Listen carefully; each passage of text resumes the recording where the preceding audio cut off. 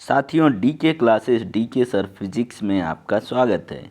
साथियों जीव विज्ञान का महामैराथन का जो क्लास चल रहा है इसमें हम लोग पहुंच गए हैं पार्ट नंबर 4 पर। और साथियों आज हम लोग जो है 300 महत्वपूर्ण प्रश्नों को क्या करेंगे, पढ़ लेंगे बायोलॉजी के। साथियों ये सभी जो है बहुत ही महत्वपूर्ण है यूपी आरओ के लिए, यूपी पुलिस की एग्ज़ाम के लिए, यूपी पीएससी के लिए, साथ ही साथ रेलवे का कोई भी एग्ज़ाम हो उसके लिए भी, और ये रेलवे जेई का एग्ज़ाम जो है उसके लिए भी इम्पोर्टेंट है।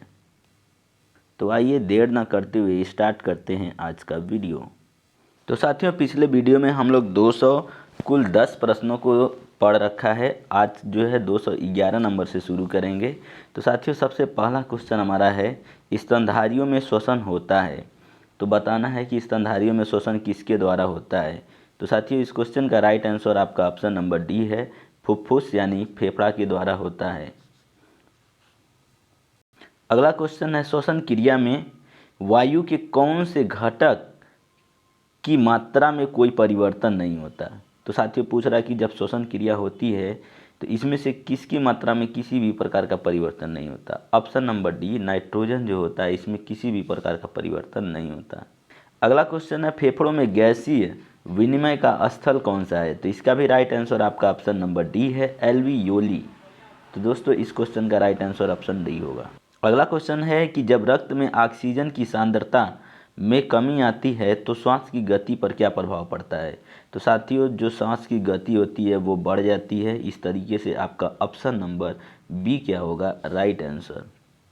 तो साथियों समुद्र सतह पे ज्यों-ज्यों हम ऊपर की ओर जाते हैं वायुमंडल का वायु संयोजन अर्थात इसमें विभिन्न गैसों की जो प्रतिशत मात्राएं हैं वो तो वही रहती हैं, किंतु वायु का घनत्व जो है कम हो जाता है। इसी तरीके से पहाड़ों पर शरीर में ऑक्सीजन की कमी अर्थात हाइपोक्सिया के कारण हमारी सांस क्या हो जाती है, फूलने लगती है, जिसके कारण क्या होता है, श्वास दर जो है बढ़ जाती है। अगला क्वेश्चन है, कार्बन मोनोऑक्साइड विषाक्तता निम्नलिखित में से किसको मुख्यतः प्रभावित करती है। तो क्या करती है दोस्तों, कार्बन मोनोऑक्साइड जो होती है वो रक्त की ऑक्सीजन वहन की क्षमता को क्या कर देती है, कम कर देती है। तो साथियों ये आपका ऑप्शन नंबर डी इसका क्या होगा, राइट आंसर। तो होता क्या है साथियों कि कार्बन मोनोऑक्साइड जो होती है रक्त के हीमोग्लोबिन से जुड़ करके ये कार्बोक्सी हीमोग्लोबिन बनाती है। इससे रक्त की ऑक्सीजन परिवहन की क्षमता क्या हो जाती है साथियों, कम हो जाती है। अगला क्वेश्चन है, निम्नलिखित में से कौन सा जैव रूपांतरण मानव शरीर को अधिकतम ऊर्जा प्रदान करता है। तो साथियों जब एटीपी एडीपी में बदलता है तो उस टाइम पे सबसे ज़्यादा एनर्जी मिलती है। तो एटीपी का पूरा नाम जो होता है एडिनोसिन ट्राइफॉस्फेट होता है। इसी तरीके से एडीपी का पूरा नाम जो होता है एडिनोसिन डाइफॉस्फेट होता है। साथियों कमेंट बॉक्स में आपको बताना है कि कोशिका का ऊर्जा सिक्का किसको कहा जाता है। अगला क्वेश्चन है, श्वसन में ऊर्जा उत्पादित होती है, तो पूछ रहा है कि किसके रूप में उत्पादित होती है। तो साथियों ये एटीपी के रूप में ऊर्जा क्या होती है, उत्पादित होती है। ठीक है साथियों अगला क्वेश्चन है, मानव शरीर का कौन सा भाग शरीर का ताप को नियंत्रित रखता है। तो इस क्वेश्चन का राइट आंसर आपका ऑप्शन नंबर बी है, फेफड़ा दोस्तों। तो साथियों आइए एक्सप्लेनेशन को जान लेते हैं। फेफड़ा एक प्रमुख श्वसनांग है जो कि शरीर के ताप को नियंत्रित रखता है। श्वसन क्रिया के दौरान क्या होता है, शरीर के ऊतकों में भोज्य पदार्थों के ऑक्सीकरण से जहां एक ओर ऊर्जा उत्पन्न होती है वहीं दूसरी ओर क्या होता है, जल वाष्प तथा गैस का शरीर से उच्छ्वसन के द्वारा निष्कासन होता है, जिसके परिणाम स्वरूप शरीर का तापमान में क्या होता है, नियंत्रित रहता है। इसका एक्सप्लेनेशन आप यहाँ से पढ़ के स्क्रीनशॉट ले सकते हैं। अगला क्वेश्चन है, एक स्वस्थ व्यक्ति का हृदय 1 मिनट में औसतन कितने बार धड़कता है। तो साथियों ये तो बच्चे को पता होता है, आपको भी पता होना चाहिए। ऑप्शन नंबर सी है, 72 बार। साथियों अगला क्वेश्चन है, स्टेथोस्कोप में रोगी की दिल की धड़कन की ध्वनि डॉक्टर के कानों तक पहुंचती है। पूछ रहा है दोस्तों किसके वजह से। तो ये ध्वनि के बहुपरावर्तन के द्वारा क्या होती है, पहुंचती है। Option B right answer. Question है, हृदय कब आराम करता है। तो साथियों इस क्वेश्चन का राइट आंसर ऑप्शन सी है, 2 धड़कनों के बीच में। जब 2 धड़कनों के बीच में क्या होता है, हृदय आराम कर लेता है। दोस्तों बहुत ही अच्छा क्वेश्चन है। निम्नलिखित में से कौन सा लक्षण हार्ट अटैक यानी हृदयाघात से संबंधित नहीं है? तो दोस्तों सीने में दर्द, पसीना एवं जी मचलना, बाह में दर्द एवं झंझनाहट और टांगों में दर्द। तो ऑप्शन डी है जो है दोस्तों इस क्वेश्चन का राइट आंसर है। मतलब कि कौन सा लक्षण हृदयाघात यानी हार्ट अटैक से संबंधित नहीं है? तो अगर टांगों में दर्द है तो नहीं हो सकता है। बाकी जितने ऑप्शन है ए, बी और सी, तीनों के तीनों हृदयाघात से संबंधित हैं। ओके, तो इस क्वेश्चन का राइट आंसर क्या हो जाएगा दोस्तों? Option number D. पूछ रहा है कि हृदय में कितने कक्ष होते हैं? तो दोस्तों इस क्वेश्चन का right answer option number B है, 4 कक्ष होते हैं। तो साथियों आप लोग ये हाई स्कूल में भी पढ़े होंगे, तो उसका नाम जल्दी से कमेंट बॉक्स में लिख दीजिए कौन कौन सा। हृदय स्पंदन एक विद्युतीय तरंग के द्वारा निष्पादित होता है जो उपजती है। तो साथियों कहाँ? हृदय में ही उपजती है।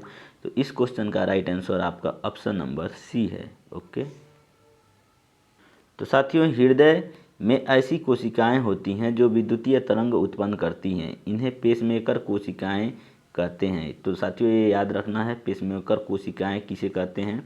हृदय स्पंदन इन्हीं विद्युतीय तरंगों के द्वारा क्या होती हैं? निष्पादित होती हैं। ओके साथियों ये क्वेश्चन बहुत अच्छा है। मानव कलाई में हृदय स्पंदन करती है, तो ये हृदय के बराबर जो है क्या होती है? स्पंदन करती है। ना ही तेज करता है, ना ही मंद करता है, और ना ही ये स्वतंत्र हृदय से स्वतंत्र लेकर के होता है। ठीक है, तो साथियों इसका एक्सप्लेनेशन यहाँ से पढ़ सकते हैं। चिकित्सा विज्ञान में हृदय की धड़कन के कारण धमनियों में होने वाली हलचल को नाड़ी कहते हैं, और नाड़ी स्पंदन की दर हृदय की धड़कनों के दर के बराबर होती है। ओके, अगला क्वेश्चन है, एक स्वस्थ मनुष्य में रक्त का कुल परिमाप कितना होता है? तो एक स्वस्थ मनुष्य के शरीर में 5 से 6 लीटर का ब्लड होता है। ऑप्शन नंबर ए क्या है दोस्तों? राइट आंसर है। इसकी एक्सप्लेनेशन साथियों यहाँ से पढ़ लें। अगला क्वेश्चन पूछ रहा है रक्त होता है। तो साथियों रक्त एक तरल संयोजी ऊतक होता है। ऑप्शन नंबर ए इसका भी क्या है? राइट आंसर है। अगला क्वेश्चन पूछ रहा है हीमोग्लोबिन क्या है? तो दोस्तों इस क्वेश्चन का राइट आंसर आपका ऑप्शन नंबर सी है। मानव रक्त में पाया जाने वाला एक पदार्थ है जिसकी वजह से रक्त क्या होता है? लाल होता है। तो साथियों इस क्वेश्चन का एक्सप्लेनेशन आप यहाँ से पढ़ सकते हैं कि हीमोग्लोबिन क्या है? एक प्रोटीन है जो कि मानव रक्त में पाया जाता है। इसके रासायनिक संयोजन में ग्लोबिन जो नामक प्रोटीन है वो हीम नामक लाल रंग के पदार्थ के साथ जुड़ी होती है, जिसके कारण क्या होता है दोस्तों? रुधिर का रंग लाल होता है, हीम के कारण होता है। ठीक है, हीम की वलय में केंद्रीय भाग में लौह होता है। ये भी क्वेश्चन पूछ लिया है कि रक्त में क्या होता है? तो लौह होता है। एक सामान्य व्यक्ति हीमोग्लोबिन की औसत मात्रा जो है 15 ग्राम प्रति 100 मिलीलीटर रुधिर में होती है, और यह शरीर में गैसों का परिवहन करता है। ठीक है दोस्तों, तो साथियों अगर एक्सप्लेनेशन का अंतिम लाइन सुने होंगे तो इस क्वेश्चन का आंसर बहुत ही आसानी से दे पाएंगे। शरीर में हीमोग्लोबिन का कार्य क्या होता है? ऑक्सीजन का परिवहन करना ही इसका मुख्य कार्य होता है। ऑप्शन नंबर ए क्या है दोस्तों? इस क्वेश्चन का राइट आंसर है। अगला क्वेश्चन पूछ रहा है कि किस प्राणी के जीव द्रव्य में हीमोग्लोबिन का विलय हो जाता है? तो साथियों इस क्वेश्चन का राइट आंसर आपका ऑप्शन नंबर डी है, केंचुआ में विलय हो जाता है। इसको यहाँ से एक्सप्लेनेशन एक बार देखिए। अभी देखिए दोस्तों, रक्त में लाल रंग किसके कारण होता है? तो जस्ट अभी हम लोग पढ़े हैं हीमोग्लोबिन के कारण रक्त क्या होता है? लाल। इसमें क्या पाया जाता है? आयरन। इसका भी जवाब बहुत आसानी से दे पाएंगे। रक्त शरीर में क्या कार्य करता है साथियों? तो ऑक्सीजन पहुंचाने का काम। Option number A right. बहुत ही शानदार क्वेश्चन है दोस्तों। मनुष्य का औसत रक्तचाप पूछ रहा है क्या होता है? तो ये सबको पता होना चाहिए। इस क्वेश्चन का राइट आंसर आपका ऑप्शन नंबर डी है, 120/80। तो साथियों इसका क्या मतलब है? तो मनुष्य का औसत रक्तचाप जो होता है वो 120/80 होता है, और धमनियों में जो रक्त दाब की अवस्थाएं होती हैं वो 2 प्रकार की होती हैं। पहले को प्रकुंचन दाब जिसको हम लोग इंग्लिश में सिस्टोलिक प्रेशर कहते हैं, दूसरे को पराफरण दाब जिसको डायस्टोलिक प्रेशर कहते हैं। सामान्य तौर पर क्या होता है, जो मतलब सिस्टोलिक प्रेशर होता है वो 120 होता है, और जो डायस्टोलिक होता है वो 80 मिली एचजी होता है। ठीक है, तो ये दोनों क्या होता है? 120/80 mmHg बोल सकते हैं। ठीक, तो इस क्वेश्चन का राइट आंसर क्या है? Option number D. साथियों कमेंट बॉक्स में आपको ये बताना है कि रक्तचाप को डॉक्टर कौन से यंत्र से नापता है। ठीक है, तो ब्लड के प्रेशर को किस यंत्र से नापता है वो बताना है। तो साथियों अगर पिछला क्वेश्चन का एक्सप्लेनेशन ठीक से सुने हैं तो इस क्वेश्चन का आंसर दीजिए। तो हो जाएगा क्या साथियों, 120 और कितना हो जाएगा 80। ठीक है, तो सिस्टोलिक और डायस्टोलिक ध्यान देंगे तो मालूम होगा। इनमें से रक्त दाब का मापक यंत्र कौन सा है। तो साथियों देखिए, अभी मैं क्वेश्चन आपसे पूछा हूँ, यहाँ पे ऑप्शन में दे दिया। तो स्फिग्नोमैनोमीटर के द्वारा दोस्तों क्या करता है डॉक्टर, रक्त दाब को मेजरमेंट करता है। तो साथियों देखिए क्वेश्चन कितना बार पूछा गया है। इस क्वेश्चन का भी राइट आंसर क्या होगा दोस्तों, ऑप्शन नंबर डी, स्फिग्नोमैनोमीटर के द्वारा रक्त दाब को मापा जाता है। इस क्वेश्चन को देखिए दोस्तों, किसी व्यक्ति का रक्तचाप पूछ रहा है कि 140 mm Hg है, तो इस उल्लेख में Hg का क्या तात्पर्य होता है। तो साथियों Hg का मतलब मरकरी होता है। ठीक है, पारा होता है। ऑप्शन नंबर बी इस क्वेश्चन का क्या है राइट आंसर। मरकरी की जगह साथियों पारा भी लिख सकता है, इसलिए जो है अपना पारा खराब ना करें और इसको ठीक से पढ़ें। साथियों जब एक व्यक्ति वृद्ध हो जाता है तो सामान्यतः उसका रक्तदाब क्या होता है। तो सामान्यतः दोस्तों क्या होता है, उसका रक्तदाब बढ़ जाता है, यानी ब्लड प्रेशर क्या होता है, बढ़ जाता है। तो सुनने के लिए आप लोग देखते होंगे कि इनका बीपी हाई हो गया। तो साथियों उम्र बढ़ने के साथ साथ क्या होता है, ब्लड प्रेशर बढ़ जाता है। बहुत ही अच्छा क्वेश्चन है दोस्तों। देखिए कंपटीशन में कितना बार पूछा जा चुका है। तो साथियों अगर ये ऐसे ऐसे क्वेश्चन आपको याद रहेंगे तो कंपटीशन में बहुत आसानी होगा। प्रश्न है कि निम्न रक्त वर्ग सार्वत्रिक दाता यानी यूनिवर्सल डोनर होता है। तो यूनिवर्सल डोनर कौन होता है दोस्तों, तो वो रक्त वर्ग जो होता है यूनिवर्सल डोनर होता है। ऐसा क्यों होता है दोस्तों, क्योंकि इसमें कोई भी प्रतिजन मतलब एंटीजन नहीं होता है। इसका जो है रुधिर सभी वर्ग के व्यक्तियों को चढ़ाया जा सकता है। दूसरी ओर इस वर्ग के प्लाज्मा में दोनों प्रतिरक्षी यानी एंटीबॉडीज की उपस्थिति के कारण किसी भी अन्य वर्ग के व्यक्ति का रुधिर इस वर्ग के व्यक्ति को नहीं चढ़ा सकते हैं। तो साथियों आपको कमेंट बॉक्स में बताना है कि सर्वग्राही जो वर्ग है वो कौन सा है। तो साथियों इस क्वेश्चन का जवाब अपने से दीजिए कि सार्वत्रिक दाता यानी यूनिवर्सल डोनर कौन है दोस्तों। तो इस क्वेश्चन का भी राइट आंसर क्या है, ऑप्शन नंबर बी, ओ समूह जो होता है। ठीक है, बहुत ही अच्छा क्वेश्चन है दोस्तों। एक व्यक्ति दुर्घटना में घायल हो गया है, उसके रक्त समूह की जांच के लिए समय ही नहीं है, उसे निम्न में से कौन सा खून दिया जाना चाहिए। ठीक है, तो साथियों इसके लिए आंसर आपका जो होगा वो हो जाएगा ORH माइनस। ठीक है, तो यहाँ पे RH पे माइनस छूट गया है। ऑप्शन नंबर सी इस क्वेश्चन का क्या है दोस्तों, राइट आंसर। ठीक है, तो यूनिवर्सल जो डोनर है इसको ही देना है और वो भी कौन सा, RH माइनस वाला। तो दोस्तों RH फैक्टर की खोज किसने की थी दोस्तों, इस क्वेश्चन का आंसर आप थोड़ा कमेंट बॉक्स में बताइए दोस्तों कि RH फैक्टर की खोज किसने की थी।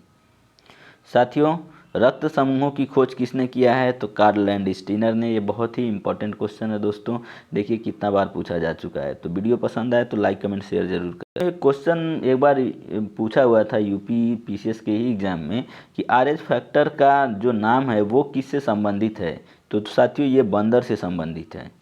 साथियों अगला क्वेश्चन है कि किसी एक व्यक्ति के रक्त का पीएच स्तर क्या होता है। तो जो रक्त का पीएच मान होता है वो 7.35 से लेकर के 7.45 होता है। तो साथियों जो रक्त होता है एक तरह का ये क्या होता है, क्षारीय होता है और इसका पीएच मान जो है औसत मान लिया जाता है 7.4। तो इस क्वेश्चन का राइट आंसर आपका ऑप्शन नंबर सी है। तो साथियों ये सभी अगर आप विस्तृत रूप से पढ़ना चाहें तो आप लूसेंट के बुक में पेज नंबर 280 से 82 के बीच में आपको मिल जाएगा, 282, तो आप वहां से भी इसको एक्सप्लेन पढ़ सकते हैं। अगला क्वेश्चन पूछ रहा है दोस्तों, शरीर में निम्न में से कौन सा संक्रमण से हमारी रक्षा करता है। तो साथियों जो WBC होता है वही हमारा जो है क्या करता है, रक्षा करता है। ठीक है, तो इसका राइट आंसर क्या है, ऑप्शन नंबर आपका बी है। ठीक, तो आप लोग को क्या करना है साथियों, RBC WBC और प्लेटलेट्स के विषय में अच्छे से पढ़ लेना है। अगला क्वेश्चन पूछ रहा है कि सफ़ेद रक्त यानी WBC का मुख्य काम क्या होता है। तो रोग प्रतिरोधक क्षमता को धारण करना। ठीक है दोस्तों, यही इसका राइट आंसर है। ये क्वेश्चन भी बहुत इंपॉर्टेंट है। रुधिर के प्लाज्मा में निम्नलिखित में से किसके द्वारा एंटीबॉडी जो होती है निर्मित होती है। तो एंटीबॉडी निर्मित होती है लिम्फोसाइट के द्वारा। तो साथियों जो भी वर्ड मिल रहा है सुनने के लिए, जैसे एंटीजन और एंटीबॉडी क्या होती है, आप उसको भी एक बार देख लीजिएगा, ठीक है। तो साथियों एंटीबॉडी और एंटीजन दोनों को पढ़ लीजिएगा, कहाँ से निर्माण होता है उसको भी जानना जरूरी है। मानव रक्त की श्यानता का कारण है। दोस्तों ये क्वेश्चन बहुत इंपॉर्टेंट है, जल्दी से इसका आंसर बताइए। तो साथियों मानव रक्त की जो श्यानता होती है यानी विस्कोसिटी, उसका कारण जो है प्रोटीन की उपस्थिति होती है। रक्त में किसकी उपस्थिति? प्रोटीन की उपस्थिति के कारण। अगला क्वेश्चन दोस्तों, रुधिर में श्वेत रक्त कणिकाओं यानी WBC की अत्यधिक मात्रा की उपस्थिति को रोग विज्ञान की भाषा में क्या कहते हैं? मतलब कौन सी बीमारी का नाम बताना है, ठीक है। तो इस क्वेश्चन का राइट आंसर आपका ऑप्शन नंबर बी है, ल्यूकीमिया बोलते हैं साथियों। तो ल्यूकीमिया को क्या कहते हैं? रक्त कैंसर यानी ब्लड कैंसर कहते हैं, जिसमें रुधिर में WBC क्या होती है की संख्या आवश्यकता से बहुत ज़्यादा बढ़ जाती है। ये क्वेश्चन देखिए दोस्तों, पूछ रहा है कि लाल रक्त कणिकाएं मुख्यतः कहाँ पर बनती हैं? तो लाल रक्त कणिकाएं मुख्यतः जो है साथियों अस्थि मज्जा के अंदर बनती हैं। तो अस्थि मज्जा क्या होता है दोस्तों, अगर आप लोग पढ़े होंगे तो बता सकते हैं। तो हड्डियों के बीच में जो एक तरल लिक्विड भरा रहता है सफ़ेद रंग का, उसी को अस्थि मज्जा बोलते हैं। साथियों बहुत ही गजब का क्वेश्चन है, WBC का बनना तथा RBC का विनाश होता है। मतलब WBC कहाँ बनता है और RBC का विनाश कहाँ होता है? इस क्वेश्चन का राइट आंसर है दोस्तों आपका प्लीहा, ठीक है। आपको बताना है दोस्तों कि RBC का कब्रगाह किसे कहा जाता है, ठीक है। तो साथियों उस क्वेश्चन का आंसर आपको कमेंट बॉक्स में देना है, ठीक है। अब RBC का विनाश हो रहा है तो साथियों ये भी बता दीजिए कि RBC जो है कितने दिनों तक जिंदा रहती है, मतलब RBC का जीवन काल क्या होता है। अगला क्वेश्चन पूछ रहा है कि रक्त में ग्लूकोज स्तर सामान्यतः व्यक्त किया जाता है। तो पूछ रहा है किस में व्यक्त करते हैं? मिलीग्राम प्रति डेसीलीटर में व्यक्त किया जाता है। ऑप्शन नंबर बी इस क्वेश्चन का राइट आंसर। साथियों पहले हमसे क्वेश्चन पूछा जाता था रक्त में थक्का किसके कारण जमता है, ठीक है। तो फाइब्रिनोजन की वजह से। आपको बताना है कि जब रक्त जो है जम जाता है तो मतलब जमने से रोकता कौन है, ठीक है। तो उसका आंसर आपको बताना है। साथियों ये क्वेश्चन में क्या पूछ रहा है, रक्त का थक्का बनने में फाइब्रिनोजन को फाइब्रिन में परिवर्तन करने वाला मुख्य एंजाइम कौन सा है। तो क्वेश्चन का लेवल दिन पर दिन क्या रहता है दोस्तों, बदलता रहता है। तो आपसे ये क्वेश्चन पूछ सकता है, ठीक है। तो साथियों इस क्वेश्चन का आंसर राइट आपका क्या है? ऑप्शन नंबर सी है, थ्रोम्बिन के वजह से होता है, ठीक है। थ्रोम्बिन एंजाइम भाग लेता है। अगला क्वेश्चन है किस शारीरिक प्रक्रम से थ्रोम्बिन का संबंध है? तो दोस्तों रक्त के जमाव से इसका संबंध है। तो साथियों पिछला क्वेश्चन कब पूछा था, ये क्वेश्चन देखिए कब पूछा है। तो क्वेश्चन बदलते रहते हैं। साथियों पूछ रहा है कि प्लाज्मा में जल का प्रतिशत कितना होता है। तो प्लाज्मा में जल के प्रतिशत जो होता है वो 90% होता है। ऑप्शन नंबर डी इस क्वेश्चन का क्या है साथियों? राइट आंसर है। अगला क्वेश्चन बहुत इंपॉर्टेंट है, मनुष्य शरीर में खून का शुद्धिकरण की प्रक्रिया जो होती है क्या कहलाती है? तो साथियों आप लोग डायलिसिस का नाम बहुत बार सुने होंगे। इस क्वेश्चन का राइट आंसर आपका ऑप्शन नंबर ए है। तो मनुष्य शरीर में खून की शुद्धिकरण यानी प्यूरिफिकेशन की जो प्रक्रिया है डायलिसिस कहलाती है। और मानव शरीर में संपूर्ण रुधिर जो होता है वो किडनी के माध्यम से शुद्ध होता है। यह रुधिर से नाइट्रोजन यौगिक, यूरिया तथा यूरिक अम्ल आदि को क्या करता है? अलग अलग करने का काम करता है, ठीक है। तो साथियों अभी डायलिसिस किससे संबंधित है? तो डायलिसिस क्या करता है? खून का शुद्धिकरण। तो अब ये किससे संबंधित है? तो ये वृक्क से संबंधित है। तो साथियों क्या होता है, इंग्लिश नाम जो है वृक्क का किडनी होता है। तो किडनी को ही हिंदी में क्या बोलते हैं? वृक्क बोलते हैं। तो साथियों अगर आपको हिंदी और इंग्लिश नाम नहीं पता रहेगा तो भी गड़बड़ हो सकता है। तो इस क्वेश्चन का राइट आंसर क्या है आपका? Option number B. अगला क्वेश्चन है यूरिया किसके द्वारा रक्त से पृथक किया जाता है? तो इस क्वेश्चन का राइट आंसर आपका ऑप्शन नंबर डी है, गुर्दा के द्वारा किया जाता है।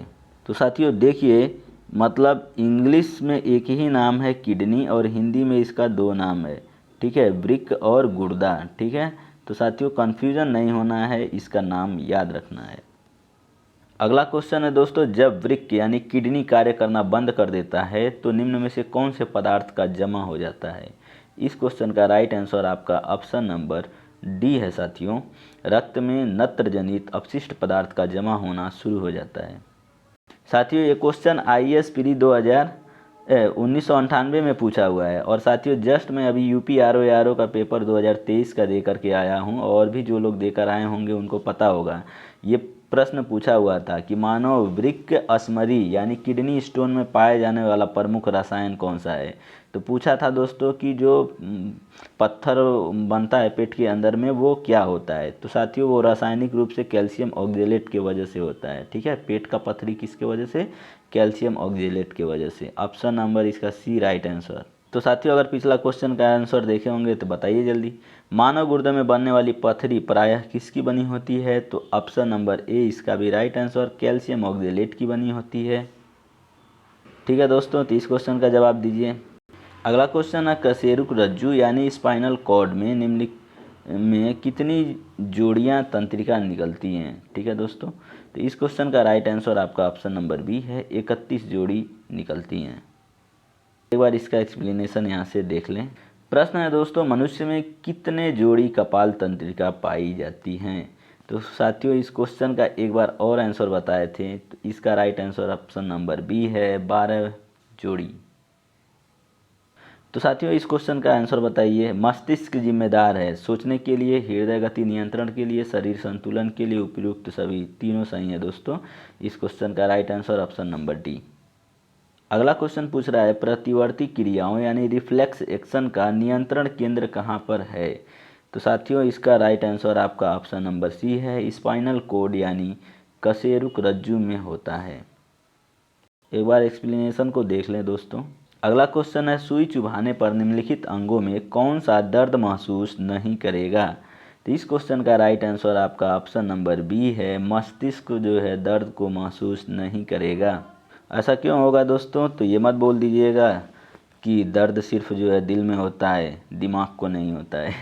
तो साथी होता क्या है, सुई चुभाने पर मस्तिष्क दर्द महसूस नहीं करेगा। इसका कारण क्या है, मस्तिष्क में दर्द ग्राहिकाओं यानी पेन रिसेप्टर्स का क्या होता है, अभाव होता है। अगला क्वेश्चन है मानव मस्तिष्क में स्मरण क्षमता कहाँ होता है। तो सेरिब्रम में होता है, ऑप्शन नंबर बी सही है। तो साथियों ये सेरिब्रस लिखा गया, ब्रश नहीं सेरिब्रम है। ठीक है, पूछ रहा है कि शरीर का तापक्रम नियंत्रित होता है। तो साथियों शरीर का जो तापक्रम नियंत्रित होता है वो हाइपोथैलेमस के द्वारा होता है, ऑप्शन नंबर बी इस क्वेश्चन का राइट आंसर है। साथियों इस क्वेश्चन का आंसर बताइए, सामान्य मानव शरीर का तापक्रम क्या होता है। तो साथियों देखिए इस क्वेश्चन का राइट आंसर जो है इसमें से कोई नहीं है। ठीक है, ऑप्शन नंबर डी क्या है इसका सही जवाब। तो होता क्या है दोस्तों, अगर मनुष्य के शरीर के तापक्रम की बात करें तो अगर सेल्सियस में बात करेंगे तो 37 डिग्री सेल्सियस होता है। फ़ारेनहाइट में अगर हम बात करें तो 98.6 होता है। ठीक है, कितना होता है 98.6 डिग्री फ़ारेनहाइट। और वहीं बात करें अगर केल्विन पैमाने पर तो 310 केल्विन होता है। ठीक, तो ये तीनों ऑप्शन जो है आप याद रखिए, इसमें से कोई भी होगा तो वो सही होगा। ये किस में है, फ़ारेनहाइट में। ठीक है, बाकी इसमें से कोई ऑप्शन नहीं सही है। अब दोस्तों इसमें से पढ़ के आंसर बताइए। तो इस क्वेश्चन का राइट आंसर क्या होगा, option number A 37 degree Celsius. और साथियों यही क्वेश्चन ऐसा रहता तो 310 केल्विन आंसर हो जाता है। ओके, अगला क्वेश्चन है वृक्क से मूत्र की मात्रा का निस्तारण नियंत्रित होता है, किसके द्वारा होता है दोस्तों, ADH के द्वारा होता है, option number D right answer. अगला क्वेश्चन है मानव शरीर में निम्नलिखित में से कौन सी ग्रंथि अंतःस्रावी एवं बहिःस्रावी दोनों प्रकार की ग्रंथि है। बहुत ही महत्वपूर्ण क्वेश्चन है दोस्तों, बहुत बार पूछा जा चुका है। इस क्वेश्चन का राइट आंसर आपका ऑप्शन नंबर सी है। साथियों अग्नाशय एक मिश्रित ग्रंथि होती है जिसमें बहिःस्रावी एवं अंतःस्रावी दोनों प्रकार की उत्तक या कोशिकाएं होती हैं। इसके दो मुख्य काम होते हैं। जो बहिःस्रावी ग्रंथि होती है वो मुख्यतः पाचन में सहायता करती है। ठीक है, और जो अंतःस्रावी ग्रंथि होती है साथियों ये रक्त की शर्करा को क्या करता है, विनियमित करता है। ठीक है, रक्त शर्करा को क्या करता है, विनियमित करने का काम करता है। तो इस तरीके से इस क्वेश्चन का right answer option number C है। ओके, एक बार यहाँ से भी एक्सप्लेनेशन को स्क्रीनशॉट ले सकते हैं। अगला क्वेश्चन है साथियों अग्नाशय को पाचक रस के उत्पादन के लिए उत्तेजित करने वाला हार्मोन निम्न में से कौन है। तो इसका राइट आंसर है दोस्तों आपका secretin, option number C right answer. Explanation यहाँ से देख लें साथियों। पूछ रहा साथियों कि इंसुलिन यानी मधुसूदनी अंतःस्राव हार्मोन एक है, क्या है दोस्तों? एक पेप्टाइड है। ऑप्शन नंबर सी इस क्वेश्चन का राइट आंसर है। अगला क्वेश्चन बहुत इंटरेस्टिंग है। इंसुलिन पूछ रहा है कि क्या है? वसा है, विटामिन है, कार्बोहाइड्रेट है या प्रोटीन है? फिर ऑप्शन दे दिया उपरोक्त में से कोई नहीं या सबका सब सही है।